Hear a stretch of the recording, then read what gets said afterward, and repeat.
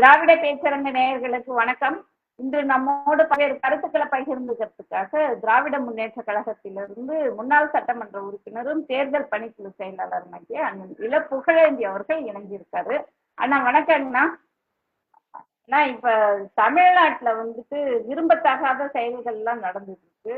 குறிப்பா சமூக செயற்பாட்டாளர்கள் தலித் தலைவர்களை குறி வச்சு அவங்கள கொல்லக்கூடிய ஒரு நிலை ஏற்பட்டிருக்கு. பகுஜன் சமாஜ் கட்சி மாநில தலைவர் ஆம்ஸ்ட்ராங் அவர்களை கூட நேற்று கொண்டு இருக்காங்க. எதிர்கட்சிகள் எல்லாம் ஒண்ணு சேர்ந்து தமிழ்நாட்டுல சட்டம் ஒழுங்கு சரியில்லை, அரசு கட்டுப்பாட்டுல காவல்துறை இல்லை என்று சொல்லி அரசாங்கத்தின் மீது குற்றச்சாட்டு வைக்கிறாங்க. மக்கள் பாதுகாப்பற்ற சூழ்நிலையில இருக்காங்க அப்படின்னு சொல்றாங்க. அது குறித்து உங்கள் கருத்து என்னன்னு சொல்லுங்க. பொதுவாக இந்த கொடூரமான ஒரு சம்பவம், இந்த கொலை, படுகொலை, இந்த கொலையை செய்தவர்களே இன்றைக்கு பத்திரிகைகளிலே வாக்குமூலங்களாக சொல்லப்பட்ட செய்திகள் வந்திருக்கின்றன. ஆனா இறந்து போனவர் ஆம்ஸ்ட்ராங் ஒரு மரியாதைக்குரியவர். பல பேரை, ஆயிரக்கணக்கான பேரை படிக்க வச்சிருக்கார். இன்னும் பல வகையில மக்களுக்கு உதவிகளை செய்து கொண்டு மரியாதைக்குரியவராக இருந்திருக்கார். ஆகவே அவருடைய மறைவு என்பது அரசியலுக்கு அப்பாற்பட்டு நம்முடைய முதலமைச்சர், எங்களுடைய தலைவர் அண்ணன் தளபதி அவர்கள் மிக்க வேதனையோடு தன்னுடைய இரங்கல் செய்தியும் தெரிவித்தார். இன்றைக்கு இந்த சம்பவம் நடைபெற்றதுக்கு பிறகு காவல்துறை என்பது உடனடியான நடவடிக்கைகள். அதை எல்லாரும் அரசியல் பார்வை பார்த்துட்டு லா அண்ட் ஆர்டர், சட்டம் ஒழுங்கு கெட்டு போச்சுன்னு சொல்லுவது என்பதெல்லாம் என்னன்னா ஏதோ ஒரு காரணத்துக்காக சொல்றாங்க, வழக்கமாக சொல்லுகிறார்கள் அப்படின்னு தான் இன்னைக்கு தலைவர்கள் சொல்றதை நம்ம பார்க்க முடியாது. இந்த குறையை சொல்லுகிற தலைவர்களை சொன்னேன் அவங்கள. ஆனால் உண்மை என்ன, லா அண்ட் ஆர்டர்னா என்ன? இப்ப லா அண்ட் ஆர்டருக்கு ஒரு முக்கியமான ஒரு இது சொல்லணும்னா, இப்போ தூத்துக்குடியில அந்த பெரிய துப்பாக்கி சூடு நடக்குது. துப்பாக்கி சூடு நடந்ததற்கு பிறகு அன்றைக்கு முதலமைச்சராக இருந்து இன்னைக்கு அறிக்கை கொடுக்கிறார். அன்னைக்கு நான் டிவியில பார்த்துதான் அதை தெரிஞ்சுக்கிட்டேன் என்று வெக்கம் இல்லாம அசிங்கமாக சொன்னார். ஒரு முதலமைச்சருக்கு தெரியாமலேயே அங்க துப்பாக்கி சூடு நடந்ததாக அன்றைக்கு ஒரு தகவலை முதல்ல பரப்பி விட்டாங்க. ஆனால் அதற்கு பிறகு காவல்துறை அதிகாரிகள் கொடுத்த ஸ்டேட்மெண்ட் வாக்குமூலத்துல நாங்க சிஎம் கிட்ட சொல்லிட்டோம், சிஎம் ஆபீஸ்ட. அதை மறைத்தது எடப்பாடி. இப்படி ஒரு மக்களுடைய போராட்டம், போர்க்களத்தை கெடுப்பதற்கு சட்டத்தை வளைத்தது, அங்கே தன்னுடைய உண்மையான நிலையை மறைத்து கொண்டது, இதெல்லாம் சட்டம் ஒழுங்கு சீர்குலைவதற்கு ஒரு காரணமாக ஆகி அங்க ஒரு வாரத்துக்கு மேல அதற்கு பிறகு மக்களுடைய இயல்பான வாழ்க்கை பாதிக்கப்பட்டது. இதனால்தான் சட்டம் ஒழுங்கு கெட்டு போச்சுன்னு அர்த்தம். இவருக்கு இணையாக இவருடைய தலைவர் இருக்கார் இல்லையா, மிஸ்டர் நரேந்திர மோடி. அந்த நரேந்திர மோடி கோத்ராவில மத கலவரங்கள் வேடிக்கை பார்த்தாங்க. 2000 பேர்கிட்ட இறந்து போறாங்க, அநியாயம் நடக்குது. முதலமைச்சராக இருக்கிறாரு, பெரிய பதவியில இருக்காருன்னு இவங்ககிட்ட எல்லாம் கேள்விகளை கேட்டா, கார்ல போய்கிட்டே இருக்கிறோம், ஒரு நாய் குறுக்குல வந்துடுச்சு, அதுக்காக என்ன பண்ண முடியும், நடக்கிறத பார்ப்போம் என்று பதில் சொன்ன நரேந்திர மோடி. இப்படிப்பட்ட நபர்கள் எல்லாம் இன்றைக்கு உண்மையான நடவடிக்கை எடுத்துக்கொண்டிருக்கிற நம்முடைய முதலமைச்சரை பார்த்து கேள்வி கேட்கிறாங்க. இது அரசியலுக்கு அப்பாற்பட்டு சிந்திக்கணும்னு நான் கேட்டுக்கிறேன். ஏன்னா இவர்களுடைய ஒவ்வொரு செயல்பாடுகளும் எப்படி இருந்திருக்கு பாருங்க. இப்ப மணிப்பூர் எடுத்துங்க. இப்ப கூட என்ன சொல்றாங்க, முதலமைச்சராக இவர் பிரைம் மினிஸ்டராக இருக்கிறவர் நரேந்திர மோடி ஒரு இஸ்ரோ நிறுவனத்தினுடைய தலைவர் சொன்னாரு. இப்ப இஸ்ரோவுடைய தலைவர், விண்வெளிக்கு மனிதர்களை அனுப்ப போறோம், பேசாம இந்தியாவினுடைய பிரைம் மினிஸ்டர் நரேந்திர மோடியை விண்வெளிக்கு அனுப்பிடலாம் அப்படின்னு ஒண்ணு கொடுத்து நான் நன்றி சொல்லுவோம், நரேந்திர மோடி அனுப்பலாம் விண்வெளிக்குன்னு காங்கிரஸ் கட்சியினுடைய செய்தி தொடர்பாளர் ஒண்ணு அதுக்கு பதில் கொடுத்தாரு. விண்வெளிக்கெல்லாம் அனுப்பணும்னா அவர் பயாலஜிக்கலை பார்க்கணுங்க, அவரு சாதாரண உயிரின மனிதர் கிடையாது அவரு. அதனால அவர் அனுப்பலாமா வேணாமான்னு பாக்குறதுக்கு முதல்ல மணிப்பூருக்கு அனுப்புங்க. மணிப்பூர்ல நிர்வாணப்படுத்தி நடந்து போறது, பெண்களை அடிச்சுக்கிட்டே போறது, அப்போ காவல்துறை பேசாம வேடிக்கை பார்க்கறது பிஜேபி ஆட்சி.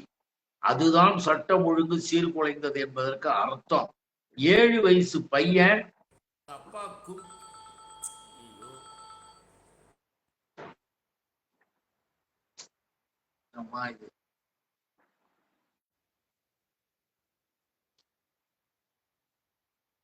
கேக்குதாம்மா? கேக்குதுங்க. 7 வயசு பையன், அவங்க அப்பா கும்கி இனத்தவர் சேர்ந்தவர், அவங்க அம்மா மொய்தி இனத்தை சேர்ந்தவர். 3 பேரும் இவங்க இன்னும் 2 பிள்ளைங்களோட கார் வேன்ல போறாங்க. போகும் பொழுது காவல்துறை வேன்லாம் நிக்குது. அங்க ஒரு கூட்டம் வந்து வழி நிக்குது. இந்த பையன் கத்துறான், நீங்களை விடுங்க நாங்க போறோம்னு. அப்படியே தீ வச்சு கொளுத்தி அவங்க எல்லாம் இறந்து போறாங்க. காவல்துறை பக்கத்துல இருந்து வானத்தை நோக்கி துப்பாக்கியால் சுட்டு இந்த சம்பவம் தீ வச்ச பிறகு கழிச்சு விடுது. இதுக்கு பேர் தான் சட்டம் ஒழுங்கு கெட்டு போனது, பிஜேபி ஆட்சி. நாம அதை சொல்லி நம்மள நியாயப்படுத்தல. நாம் நியாயப்படி நடக்கிறோம். முறையாக உறுதியாக எந்த மர்டரா இருந்தாலும், கொலை கொள்ளை அதே மாதிரி மற்ற செய்திகள் சம்பவங்கள் இல்லீகல் ஆக்டிவிட்டிஸ் எதுவும் கூடாது என்பதற்குத்தான் காவல்துறை இருக்கு, ஒழுங்காக நிர்வாகம் பண்ணுகின்ற முதலமைச்சர் இருக்கார். இப்படி இன்னைக்கு இல்ல, அது நூற்றாண்டு கணக்குகளாக இருக்குது. ஆனாலும் கூட தனிப்பட்ட விரோதத்துல கொலை செய்யறது, ஒருத்தர் வந்து பாதிச்சுக்கிறது, குடும்பத்துக்குள்ள நடக்கிற கொலைகள், முன்விரோதங்கள், பகைகள், இதெல்லாம் மனிதனுக்கு இருக்கிற ஆத்திரக்காரனுக்கு புத்தி மட்டும் சொன்னாலும் கூட கேட்காம இப்படிலாம் பழிக்கு பழி வாங்குற உணர்ச்சிகள் நடக்குது. இந்த சூழ்நிலையில என்ன நடவடிக்கை எடுக்கணுமோ அதை எடுத்திருக்காரு. ஆகவே நாம கேட்கறது ஒண்ணு இல்லை, நம்முடைய முதலமைச்சர் எடுக்கிற நடவடிக்கைக்கு இவர்கள் எல்லாம் உணர்வுபூர்வமாக முதலமைச்சருக்கு நாங்கெல்லாம் துணை இருப்போம், துணையாக உறுதுணையாக இருப்போம், இந்த பிரச்சனையெல்லாம் நம்ம மீண்டும் பேசி எல்லாமே வேறு எதுவும் வராத அளவுக்கு. இன்னைக்கு அவருடைய இறுதி ஊர்வலம் கூட காவல்துறையினுடைய முழுமையான பாதுகாப்போடு இப்ப நடந்துகிட்டு இருக்கிறது நம்ம பார்க்கிறோம். எதுக்காக சொல்றோம்னா, மற்ற அரசு மாதிரி கிடையாது. இது ஜெயலலிதா அரசு மாதிரி தனிப்பட்ட விரோதங்களை காட்டுகின்ற அரசாங்கம் கிடையாது. இந்த அரசாங்கம் மக்கள் அரசாங்கம், அனைவருக்கும் அனைத்தும் திராவிட மாடல் அரசு. முதலமைச்சர் நடவடிக்கை எடுக்கிறார். ஆனா வருமுன் உயிர் இழப்புக்கு முன்னாடி காப்பாத்துறது தானுங்கண்ணா, வருமுன் காப்பாத்தாங்க அரசாங்கத்தோட வேலை. ஒவ்வொரு உயிரும் இழந்ததுக்கு அப்புறம் நாங்க நடவடிக்கை எடுக்கிறோன்னு சொல்லி என்ன பயன் ஆகப்போகுது? இவர் ஒரு மாநில, ஒரு தேசிய கட்சியோட மாநில தலைவர். இவருக்கு இப்ப தனிப்பட்ட நபர் யாரோ ஒருத்தர் அந்த மாதிரி ஆகுறாங்கன்னா பரவாயில்ல, ஒரு மாநில தலைவரை உளவுத்துறை கண்காணிக்கணும் இல்லைங்களா? அதை கண்காணிச்சு அவங்களுக்கு என்ன, இப்ப ஒரு போன் கால் ஒருத்தருக்கு வந்தாக்க கூட ஒரு மீட்டிங் போடணும்னா பர்மிஷன் வாங்க போறோம், அதுக்கு அனுமதி கொடுத்தாதான் நம்மளால மீட்டிங் போட முடியுது. ஒரு 100 பேர் சேர்ந்தாக்கா அங்க காவல்துறை பொறுப்பேற்றுக்கணும்னு சொல்லி சொல்றோம். அப்படி இருக்கும்போது இவர் ஒரு தேசிய தலைவர், அவருக்கு ஒரு அச்சுறுத்தல் இருக்குதுன்னும் போது காவல்துறை இந்த மாதிரி தேசிய தலைவர்கள் கட்சியோட தலைவர்களுக்காவது உளவுத்துறை கண்காணிச்சு அவங்களுக்கு என்ன நடக்குதுன்னு பாதுகாப்பு கொடுக்கணும் இல்லைங்களா? எந்த இயக்கத்தினுடைய தலைவர்களாக இருந்தாலும் அவர்களுக்கு பாதுகாப்பு தருவதும், அவர்களுக்கான உரிமைகள், அவங்களுக்கு முறையான அவங்களுடைய வாழ்க்கை நிலைகளுக்கு இயல்பான வாழ்க்கை நிலையை உருவாக்குவதற்கு சட்டம் ஒழுங்கு பாதுகாக்க காவல்துறை இருக்கு. அதே நேரத்தில் காவல்துறை கிட்ட ஒரு செய்தி, ஒரு தகவல், ஏதேனும் ஒண்ணு இப்படி இருக்குது, இப்படி என்னை சுற்றி இந்த மாதிரிலாம் நடக்கிற மாதிரிலாம் தெரியுது, ஆகவே ஒரு கவனமான உரிய பாதுகாப்பு தேவை சில பேர் சொல்லியிருக்காங்க. ஆனா சில பேர் என்ன பண்ணுவாங்க, தலைவர்கள்லாம் அவங்களுக்கு ஒரு நம்பிக்கை, இந்த நம்பிக்கையின் அடிப்படையில நம்ம யாரும் ஒன்றும் செய்ய முடியாது, நாம பார்ப்போம், நாம எதா இருந்தாலும் செஞ்சு பண்ண, நம்மள்கிட்ட யார் வர முடியும் என்ற ஒரு உறுதியான அந்த சுய நம்பிக்கையின் காரணமாகவும் இருக்கலாம். இப்போ நம்முடைய சகோதரர் இறந்து போனதுக்கு அந்த ஸ்டேட்மெண்ட்ல அவங்க நீண்ட காலமாக ஃபாலோ பண்றான். ஏன்னா காவல்துறையும் மற்றவர்களும் எல்லா நேரத்திலும் அவர் கிட்டே போக முடியாது. அவரே பலசாலியாக இருக்காரு, அவரே லைசன்ஸ், அவர் துப்பாக்கி எல்லாம் வச்சிருக்கக்கூடியவர். ஆக சமயம் பார்த்து யாராக இருந்தாலும் சரி, இப்படிப்பட்ட கிரிமினல் நடவடிக்கையில இறங்குறவன் எல்லா நேரமும் பிடிச்சி தூக்கி போடலாம். சில நேரம் சந்து பொந்துல பூந்து தப்பிச்சு இத மாதிரி செய்யறதுதான். அவங்கயே போய் ஒருத்தன் துணி விற்க போறான், ஒருத்தன் சோறு பார்க்க போறான், இப்படின்றதெல்லாம் போட்டிருக்காங்க. இப்படி பிளான் பண்ணி நடிச்சு நாடகம் ஆடி நம்ப வச்சு கொண்டு இருக்கானுங்க. ஆக நம்பிக்கை துரோகம் அங்க நடந்திருக்கு. இதுல அரசாங்கம் அப்படிப்பட்ட துறைகளுக்கு உரிய தண்டனை வாங்கி கொடுக்கிற வேலையை செய்தாக வேண்டும். அதற்கான நடவடிக்கை தான் எடுக்க முடியுமே தவிர, நாம பொதுவாக எல்லோருக்கும் இனிமேல் நம்முடைய அரசின் மூலமாக உரிய தலைவர்களுக்கு உரிய பாதுகாப்புகள். அதிமுக ஆட்களுக்கே நாம பாதுகாப்பு நம்முடைய காவல்துறையின் மூலமாகத்தான் கொடுத்துக்கிட்டு வந்துட்டு இருக்கிறோம். அவங்க போகும்போது வரும்போதெல்லாம் இதையும் நம்ம நினைச்சு பார்க்கணும். ஆகவே தனிப்பட்ட முறையில் அவரும் நன்றாக இருக்க வேண்டும் என்றுதான் இந்த அரசாங்கம் நடந்தது. இது எதிர்பாராத, அதான் சொன்ன எதிர்பாராத கொடூரமான ஒரு சம்பவம். விபத்து கூட இல்ல, சம்பவம். Pre planned murder. இந்த கொலைக்கும் பிஜேபிக்கும் தொடர்பு இருக்கிறதாக சொல்லப்படுது. எந்த விதத்துல அது வந்துட்டு இல்ல, வாய்ப்பு இருக்கலாம். ஏன்னா பாரதிய ஜனதா என்பதை நாம ஒரு அரசியல் ரீதியாக பார்க்கலாம். பாரதிய ஜனதா என்பதும் அதனுடைய தலைவராக இருக்கக்கூடிய 420 IPS, அந்த IPS அண்ணாமலை வந்ததற்கு பிறகு அந்த கட்சியுடைய 1000 பிரச்சனை. எஸ்.வி. சேகர் பலமுறை சொல்லிட்டார், இவன் இருக்கிற வரைக்கும் இந்த கட்சியை உருப்படாது, இவனாலதான் கிரிமினல்களுக்கு சட்டப்படியாக நடவடிக்கை எடுக்க வேண்டியவர்களுக்கெல்லாம் எங்க கட்சியில பதவி கொடுத்தது இருந்தால்தான். எல்லாருக்கும் மாவட்ட மாநில பொறுப்பு. கஞ்சா விற்கிறவங்க, ஜெயிலுக்கு போயிட்டு வந்தவங்க, மர்டர் கேஸ்ல இருக்கவங்க எல்லாருக்கும் IPS அண்ணாமலை வந்ததற்கு பிறகுதான் பதவிகள். இப்படி கிரிமினல்களை பதவியில தூக்கி போட்டு எதுக்காக செஞ்சான் ஒண்ணு. ரெண்டாவது, அவங்க கட்சிக்குள்ளேயே இருக்கக்கூடியவர்களுடைய தகவல்கள் மூலமாகத்தான். இப்ப அந்த ஆருத்ரா அந்த நிதி மோசடி, அப்ப நிதி மோசடிகள் நடக்கும். அது யாரு? அருண் பிரசாத் எல்லாம் இருந்தாங்க. யாரு அவங்களாம்? பிஜேபி. அவங்க அதற்கு பின்னால இருக்கும் பொழுது கலெக்ஷன் பண்ண பணத்தை இப்போ இந்த சம்பவத்தை செய்திருக்கிற நபர்கள் இவங்கெல்லாம் அந்த ஆருத்ராவுல ஒரு பணியாளராக இருந்தாங்களா இல்லையா? பணியாற்றி கொண்டிருக்கிற ஒரு நிலையாக இருந்தது இல்லையா? அப்போ ஆம்ஸ்ட்ராங் அவர்கள் மக்களுக்கு ஆதரவாக அங்க இருந்து மக்களுக்கு பலது ஆதரவு தெரிவித்து அவரும் மக்கள் பக்கம் நின்னாரு. ஆக மக்கள் பக்கம் நிற்கிற அவருக்கும் உள்ளே இருந்து இவர்களுடைய ஆட்களுக்கும் சம்பவங்கள், பிரச்சனைகள் தொடர்ந்து ஏற்பட, அதுக்கப்புறம் பழைய முன்விரோதம் இந்த விரோதம்லாம் கலந்து வரும் பொழுது இந்த பிரச்சனை குறித்து உண்மையிலேயே அக்கறை இருந்தால் 420 மலைக்கு, அண்ணாமலைக்கு, பாஜகவிற்கு உண்மையிலேயே அக்கறை இருந்திருந்தா உடனடியாக காவல்துறையில இன்ஃபார்ம் பண்ணியிருக்கணும். இந்த மாதிரி எங்களுடைய இந்த ஆளுத்துறைக்கு பிறகு இப்படி எல்லாம் இருக்கு, அவர் தான் இது பண்ணாரு, எங்க இருந்து கேட்க அப்படி சொல்றாருன்னு ஏதாவது கேட்டிருக்கணும், போயிருக்கணும், அவருக்கும் ஒரு பாதுகாப்பு செஞ்சிருக்கலாம். ஆனால் இவர்கள் அமைதி காத்தார்கள் என்பதுதான் நமக்கு ஐயத்தை உருவாக்குகிறது.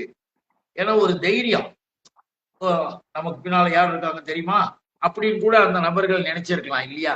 ஆக ஏதோ ஒரு விதத்தில் இதன் பின்னணியிலே இந்த கூட்டம் இருக்க வாய்ப்பு இருக்கு என்ற ஐயம் மக்களிடம் வந்துவிட்டது.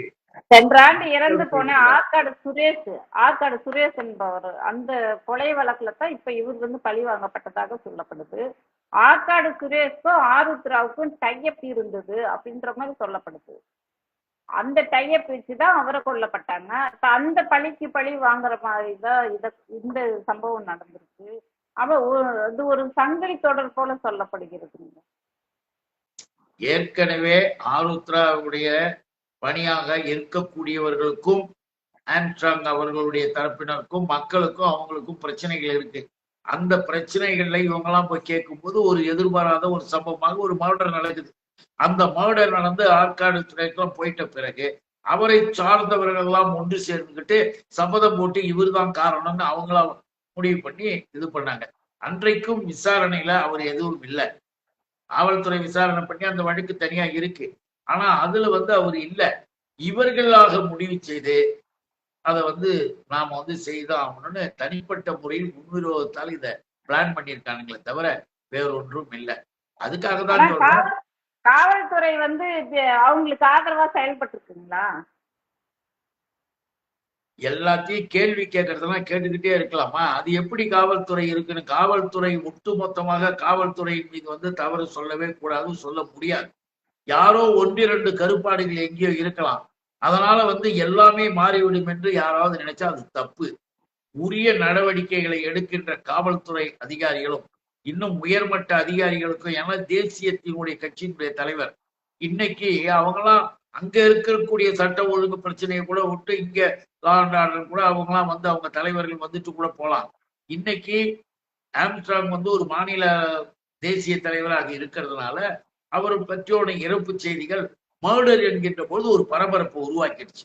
ஒரு பெரிய பரபரப்பு சம்பவத்தை உருவாக்குறதுனால இன்றைக்கு பல செய்திகள் பல தகவல்கள் வந்துகிட்டு இருக்கன. இந்த நிலையிலும் கூட காவல்துறை, தமிழக காவல்துறை இன்னைக்கு முதல்வர் மிக சிறப்பாக தன்னுடைய ஆணையின்படி உரிய நடவடிக்கைகள் உடனே எடுக்கணும்ட்டாரு. விசாரணை யாராக இருந்தாலும், அது எவராக இருந்தாலும் தப்பிக்கவோ நம்ம இதை விட்டு அவங்களுக்கு கடுமையான அவர்கள் மீது நடவடிக்கை எடுக்கணும்னு சொல்லியாச்சு. நடவடிக்கை எடுத்துக்கிட்டார். ஆகவே சந்தேகப்படுவதற்கு வாய்ப்பில்லை. காவல்துறை உரிய நடவடிக்கை எடுக்கும். இன்னமும் கூட இந்த மர்டருக்கு பிறகு எந்த அசம்பாவிதங்களும் நடக்கக்கூடாது என்பதற்கான உரிய நடவடிக்கையும் எதிர்கால நடவடிக்கையும் அமைதி நடவடிக்கை எடுக்கிறாங்க. இன்றைக்கு அவருடைய மறைவிற்கு அனைவருமே ஒரு வீர வணக்கமே செலுத்துகின்ற அளவிற்கு இன்று மக்களுடைய ஒரு பெரிய பயணத்துல அது இருக்கு. அதையும் நம்ம நினைச்சுப்பாங்க. நல்லதுங்கண்ணா. அந்த கட்சியோட தேசிய தலைவர், பகுஜன் சமாஜ் கட்சியோட தேசிய தலைவர் மாயாவதி அவர்கள் உண்மையான குற்றவாளியை கைது பண்ணி ஆகணும்னு சொல்லியிருக்காங்க. பொய்யான குற்றவாளியை தமிழ்நாட்டுல கைது செய்யறது இல்லைன்னு அவங்களுக்கு சொல்லலாம். நம்மளுடைய ஆட்சியில இன்றைக்கு நடைபெற்று கொண்டிருக்கின்ற முதலமைச்சர் நம்முடைய தலைவர் அண்ணன் தளபதி மு.க. ஸ்டாலின் அவர்களுடைய ஆட்சியில் பொய்யானவர்களை பிடித்து உள்ளே தள்ளுவதோ அவர்கள் மீது வழக்கு பதிவு செய்தோ கிடையாது.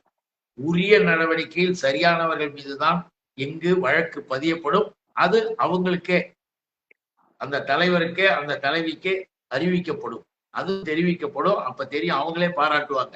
நீங்க பாருங்க. நல்லதுங்கண்ணா. நம்ம கூட உங்களுடைய ஆலோசனைகளை இந்த கொலையில எப்படி உள்நோக்கத்தோட செயல்பட்டு இருக்காங்கன்னு உங்களுடைய பார்வையில இருந்து சொல்லியிருக்கீங்க. நன்றிங்கண்ணா. வணக்கம். அனைவருக்கும் வணக்கம். நன்றி.